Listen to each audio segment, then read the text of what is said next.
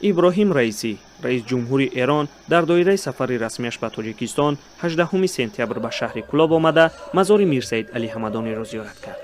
аснои зиёрат раисӣ дар назди устодони донишгоҳу сокинони шаҳри Кӯлоб суҳбат кард ва гуфт агар Эрон бо кишварҳои дигар иртиботи сиёсӣ дошта бошад, робитааш бо мардуми Тоҷикистон аз дил аст.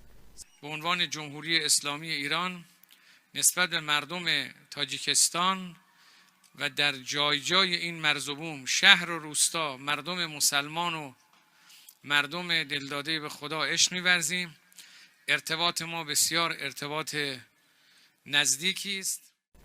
سفری رئیسی به کلوب در حال اتفاق افتاد که روابط دوشنبه و تهران 5 سال به این طرف به سردی پیچیده بود. رئیس جمهوری ایران در این سفر از آغاز فصل نو همکاری ها خبر داد. سفر رئیسی در کلوب 1 ساعت دوام کرد. او در این 1 ساعت از آثارخانه میر سعید علی حمدانی دیدن کرده با همین از کلوب به ایران رفت. ابراهیم رئیسی اولین پرزیدنت ایران نیست که از مزار میر سعید علی حمدانی زیارت میکند. در گذشته محمود احمدی نژاد رئیس جمهوری پیشین ایران نیز آرامگاه این شخصیت را زیارت کردند.